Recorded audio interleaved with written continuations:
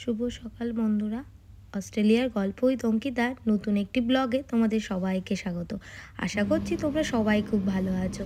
আমি আমার মতো আবার একটা রেসিপি নিয়ে চলে এসেছি। রেসিপিগুলো কেমন লাগছে অবশ্যই কমেন্ট করো, কিন্তু ভালো লাগলে আরও সুন্দর সুন্দর রেসিপি নিয়ে চলে আসবো। আজকে রান্না করেছিলাম বাসা মাছ।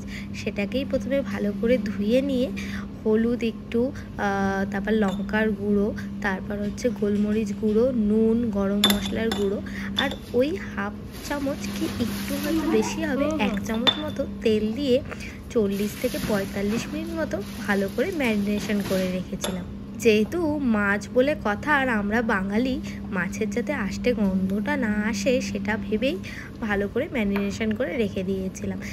তোমরা যদি সময় পাও ওটা 1 থেকে 1.5 ঘন্টাও রাখতে পারো, বাট আমার কাছে অতটা সময় ছিল না বলে আমি অল্প টাইমই ম্যারিনেশন করে রেখে দিয়েছিলাম। আর ভালো করে কিন্তু যাতে মশলাগুলো মাছের মধ্যে ঢুকে যায় সেটা তোমরা দেখবে।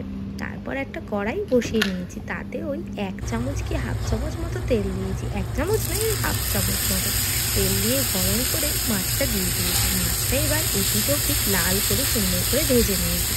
তারপর আবার একটু ওই হাফ চামচের মতো বাটার দিয়েছি। ভালো করে বাটারটা যখন মেল্ট হয়ে গেছে তখন কুচি কুচি করে রসুন কেটে রেখেছিলাম, সেই রসুনগুলো দিয়ে দিয়েছি।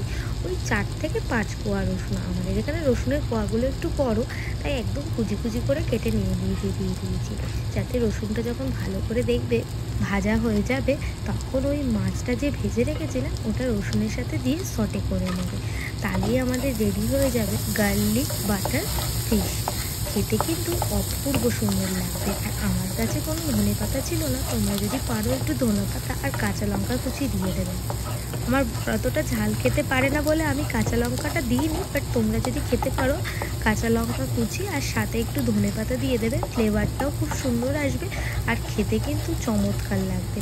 চলো লাস্টের লুকটা কেমন আসলো সেটাই তোমাদের দেখিয়ে দিই। আর আমাদের এখানে একটু টাইম লাগে রান্না করতে, তাই একটু ভালো করে রসুনটা আমি সটে করে নিচ্ছিলাম। দেখো কি সুন্দর লাগছে, খেতেও কিন্তু অপূর্ব ভালো হয়েছে। আর সাথে রান্না করেছিলাম আমাদের বাঙালির ফেভারিট আলু পোস্ত। গরম গরম ভাত, সাথে ছিল এই মাছের ভাজাটা, আর ছিল আলু পোস্ত। আর বলতে ভুলে গেছি, একটু কুমড়োর বড়াও করেছিলাম। জমিয়ে খেয়ে দিয়ে নিয়ে তারপরে এসে আর কি প্রকৃতিটা এনজয় করছিলাম। আর সাথে আমাকেও একটু দেখিয়ে দিলাম, এই আর কি। তখন ফোন ঘাঁটতে ঘাঁটতে হঠাৎ আমার বিয়ের দিনের ছবিগুলোর কথা মনে পড়লো, তাই তোমাদের সাথে একটু শেয়ার করে নিলাম। এটা আমার আইবুড়ো ভাতের ছবি। সকালে এটা বৃদ্ধির ছবি। তারপর আমি সাজতে গেছিলাম গড়িয়াহাট। এই নিয়ে স্টোরি একদিন তোমাদের সাথে শেয়ার করব। সেজে যখন ফিরছিলাম সেটারই একটা ছবি, বিয়ের ছবি পেলাম না। তারপরে এটা বউ ভাতের দিন সকালের ছবি, আর এটা হচ্ছে রিসেপশনের ছবি। সব নিয়ে আজকে ব্লগটা বানালাম। কেমন লাগলো অবশ্যই জানিও, কিন্তু যদি ভালো লাগে অবশ্যই কমেন্টস করো আর আমার পাশে থেকো। থ্যাংক ইউ বন্ধুরা।